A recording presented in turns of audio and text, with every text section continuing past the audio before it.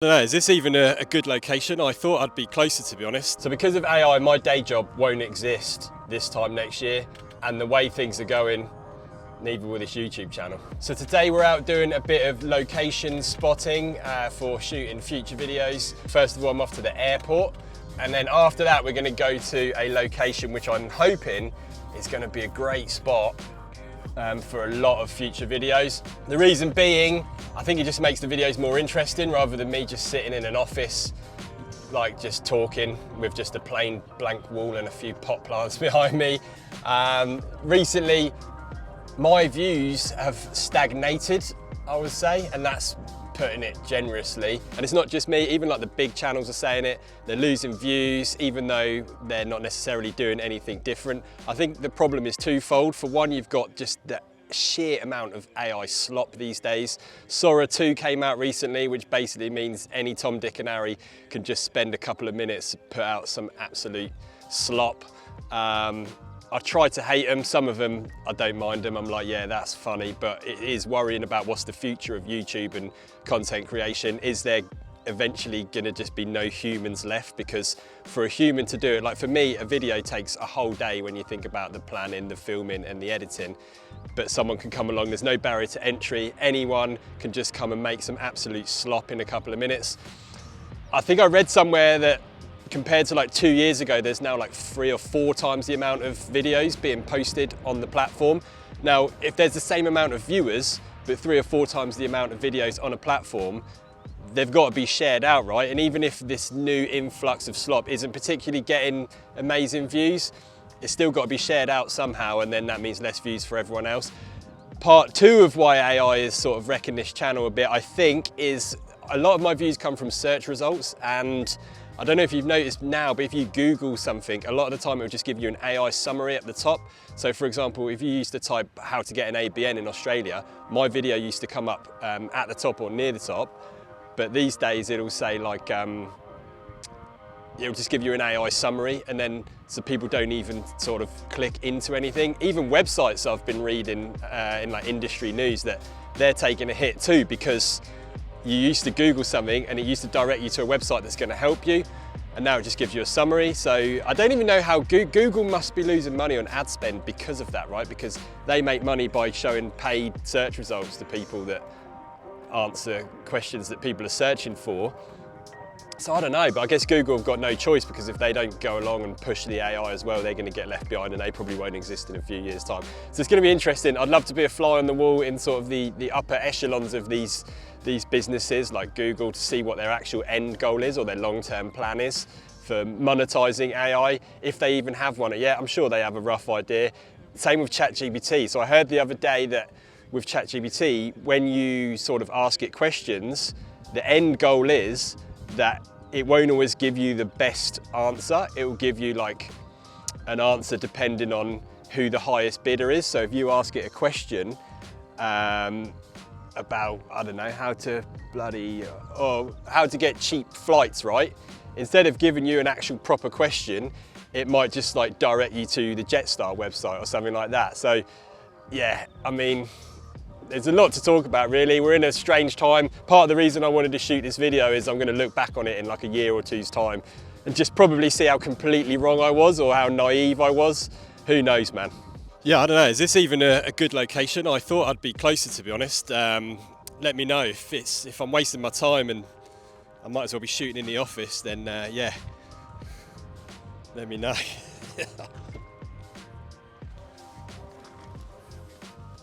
And I don't want you to think I'm some like Luddite who's saying like I hate AI and it's not useful in that, because it is really good and you should be using it for your business. But I don't know, I hope we can somehow sort of use it as a tool rather than it using us as a tool.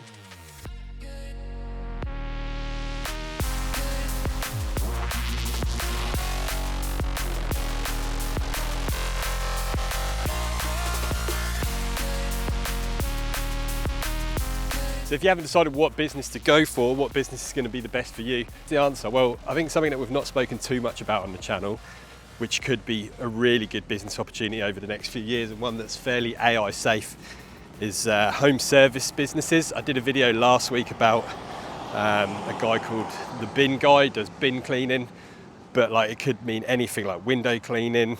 Definitely consider something like that, something that's real world. Barber, lawn mowing service, gardener, home cleaning, handyman, anything like that.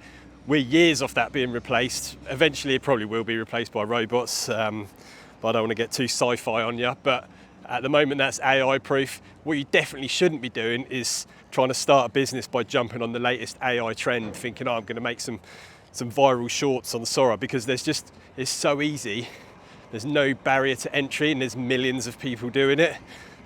And that's when it's too easy, you sort of haven't got a business. You need to be able to point to your business and say, what's the hard part? And then figure that part out. And then you've cracked the business basically. I was reading something the other day, again relating to Sora it was about. And I think it was a quote from the Disney movie Incredibles, like when everyone's super, no one's super. So it's like we all sort of become super powered, right, with AI, and then it ends up being the case that no one's super powered because that's just the new norm. And then it's the same with like AI art. When everyone's an artist, no one's an artist. But I do think, even though I'm saying like, you know, a lot of people are taking hits and stuff on YouTube and we're all dropping views and stuff, I do feel like the really good channels probably won't take a hit, because at the end of the day, YouTube wants people spending time on their platform. So if you can break through that and sort of prove that you are a really good channel with really good engaging content, you're still going to get the same amount of views and stuff. But it's just like everyone else, like the mid channels with the mid videos. So I guess maybe I'm describing myself there.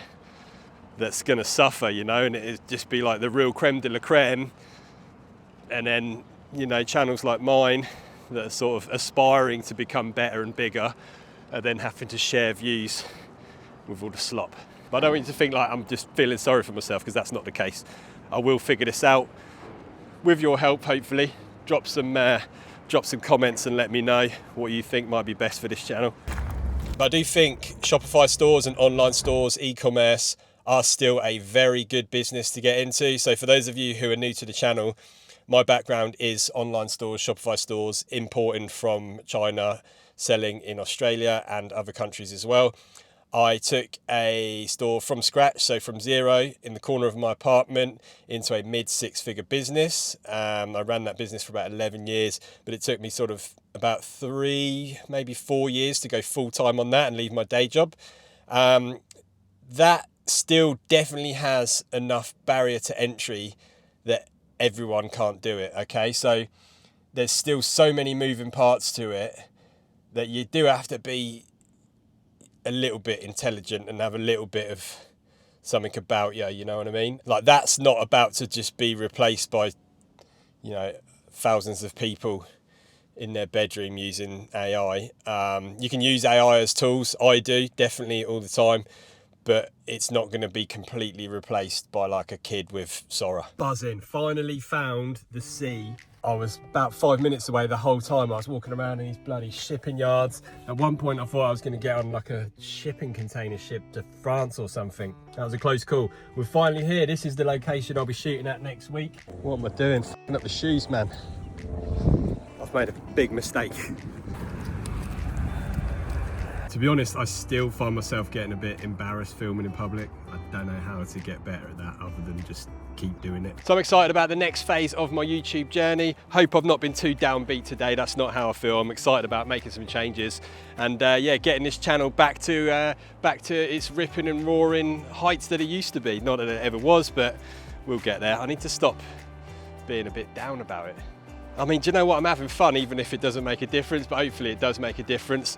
If you do want to support the channel and support the video, hit the like button just down there. If you can see the hype button, hit that as well. If you want to find out how to save hundreds, if not thousands, on your importing, your foreign currency exchange, hit the subscribe button and the little bell button there, because then you'll be notified as soon as I drop that video.